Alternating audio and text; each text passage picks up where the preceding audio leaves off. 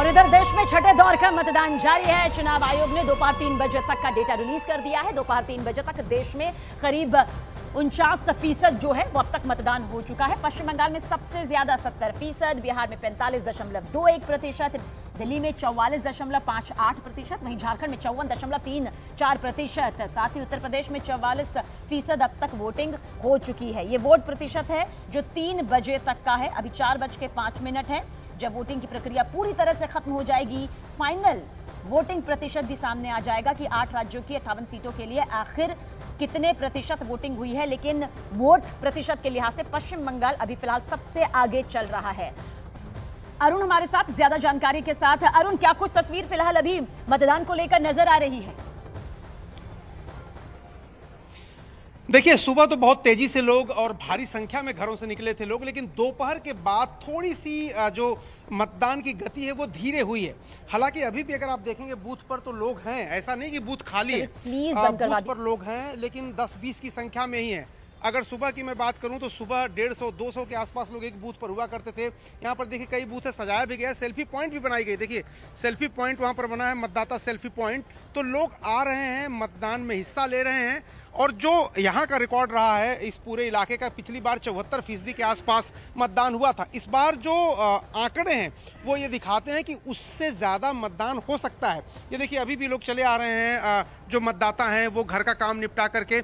सुबह लाइनें बड़ी थी, गर्मी बहुत ज़्यादा है, अब थोड़ी हवा चल रही है तो थोड़ा ऐसा लग रहा है कि राहत मिलेगी। जो उमस थी, जो गर्मी थी, उससे राहत मिलेगी तो और मतदान तेज होगा। शाम के समय अमूमन बीच के जो घंटे होते हैं 1 बजे से लेकर 4 बजे तक, उसमें मतदान थोड़ा कम ही होता है। अब 4 बजे से लेकर 6 बजे के बीच में मतदाताओं की लंबी कतार देखने को मिलेगी। तो मैं एक बार फिर तस्वीरें आपको दिखाता हूँ। देखिए यहाँ पर कई बूथ हैं और हर बूथ आपको गुलजार नजर आएगा। ऐसा नहीं होगा कि किसी बूथ पर कोई है नहीं, लोग हैं, लोग आ रहे हैं, लोग मतदान कर रहे हैं और उसके बाद जा रहे हैं। चूंकि देखिए धूल उड़नी शुरू हो गई, हवा तेज चलनी शुरू हो गई, तो गर्मी से थोड़ी राहत लोगों को अवश्य मिली है। और थोड़ा सूरज भी जो उसकी तपिश है वो थोड़ी यहाँ पेड़ की छांव में कब हुई। तो अगर आप देखिए तस्वीरों में हर बूथ पर लोग हैं, उस बूथ पर अपने मताधिकार का प्रयोग कर रहे हैं। तो हमारे सहयोगी अरुण बता रहे हैं कि किस तरह से अभी फिलहाल मतदान की तस्वीर नजर आ रही है। आशिका भी हमारे साथ मौजूद है। आशिका, आपकी तरफ रुख करेंगे। क्या तस्वीर इस वक्त आप इलेक्शन धमाका के जरिए दिखाना चाहेंगे हमारे दर्शकों को? देखिए, तस्वीर तो मैं यहाँ पर पोलिंग की दिखाऊंगी। अपने अंतिम चरण में पोलिंग चल रही है। यहाँ पर मिदनापुर का खड़गपुर इलाका है, लेकिन जो हिंसा की तस्वीरें पश्चिम बंगाल के लगभग हर जगह से आई हैं आज, चाहे घटाल हो, चाहे पुरुलिया हो, चाहे मिदनापुर हो, अग्निमित्रा पॉल, आज जगह जगह पर हिंसा का सामना करना पड़ा, उनको विरोध का सामना करना पड़ा और झड़प भी हो गई कई जगहों पर। तो एक्शन से भरा हुआ पश्चिम बंगाल का ये चुनाव, और ख़ास तौर पर ये जो 8 सीटें हैं जहाँ पर पोलिंग हो रही है, भाजपा के लिए बहुत ही महत्वपूर्ण है। सबीना, तो मेदिनीपुर में क्या कुछ तस्वीर इस वक्त आपके सामने है, आशिका के जरिए पहुंची है। अरुण भी हमारे साथ बने हुए हैं। अरुण, सियासी समीकरण को समझते हुए, इस सीट की सियासी समीकरण को समझते हुए आपसे जानना चाहेंगे कि फिलहाल क्या कुछ लगता है, क्योंकि अभी भी वक्त बाकी है, करीब 2 घंटे का ये वक्त यहाँ पर बाकी है। क्या तस्वीर और नजर आ सकती है वोटिंग को लेकर, वोटिंग प्रतिशत को लेकर?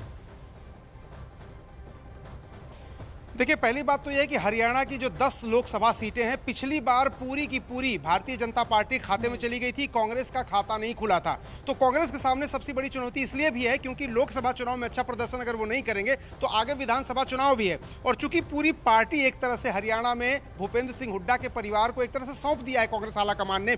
जितने भी लोकसभा के टिकट बटे हैं उसमें सब उन्हीं की चली है। उनके खुद के बेटे जो रोहतक से लड़ रहे हैं, दीपेंद्र हुड्डा, वो भी चुनाव लड़ रहे हैं। पिछला चुनाव 7,500 वोट से वो हार गए थे।